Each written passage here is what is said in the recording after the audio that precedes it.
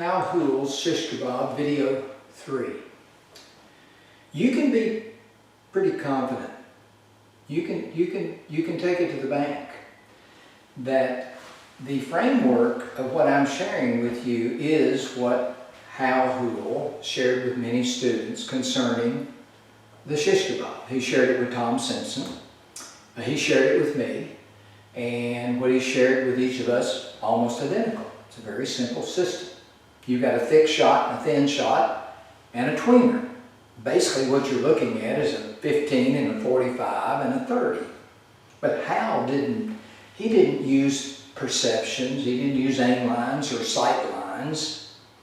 Hal had one thing in mind when he presented this Shish-Kebob. He wanted to get the student to get their eyes away from center cue ball. Conventional instruction has its students to put their vision, their strongest line of sight behind the center of the cue ball. Hal wanted to essentially just demolish that idea. He wanted to get his students away from center. So, the thick shot, just as a quick review, slightly inside of center to the core of the object ball. And you're going to make your parallax connection inside to quarter and then pivot to center. And then for a thin shot, you're looking at your alignment as being slightly favoring the inside of center, which is going to get your vision, your head shifted to the right in this case, so that your cue can point to this outer edge. But more importantly, what must happen in order to be effective with this shot is for your vision to make the connection of inside quarter to this edge. Now, a player that is familiar with CTE, like I am, I have that knowledge. I know what to do in order to make the shot look right. I have that knowledge. But if I were to bring in a very good pool player, a player that plays by feel, and give them the instructions here to align from inside to core and then pivot to center and make the ball, they would make the ball. They would know how to make it feel right. And the ingredient behind that to make it feel right would be this line of inside quarter to core.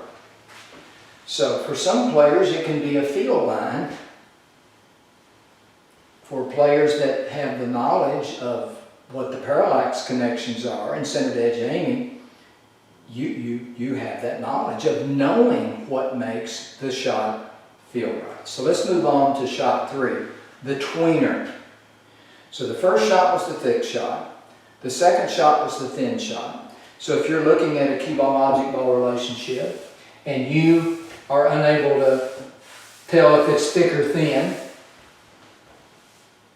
according to Hal, then you choose the middle spot on the cue ball, which would be the quarter, which is halfway in between the core and this edge. So this shot here doesn't look thin, it doesn't look thick, so I'm going to go with the tweener. So my directions are to align the cue, to point the cue from inside, slightly favoring the inside of center to this outer quarter.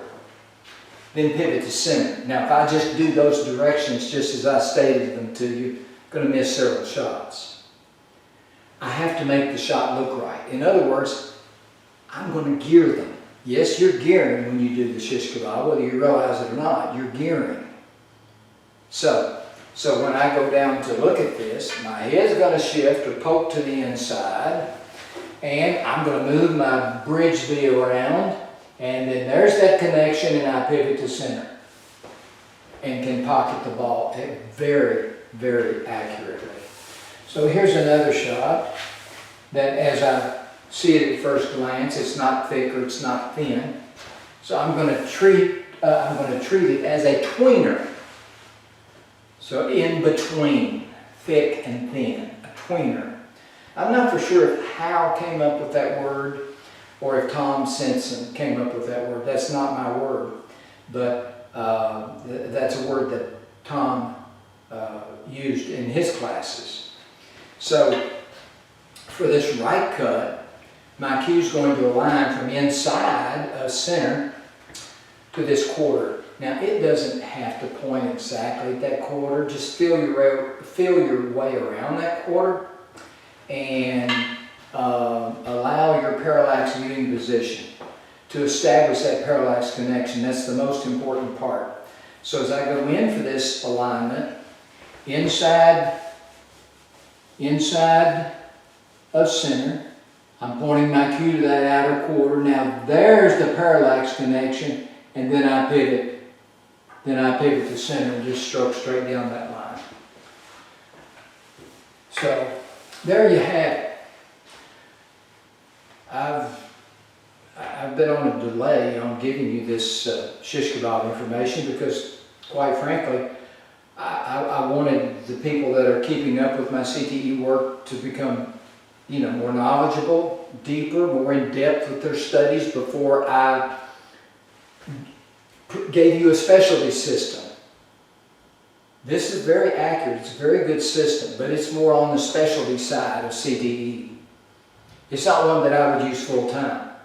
It's a very good training tool to learn to increase your parallax viewing skills during full stance. You see, the small ball was parallax training while you're standing. So if you go back and look at that series, you'll see the difference. When you're working with Shish-Kebob, it is a parallax training system for full stance. So thank you very much for your attention during this series. See you later.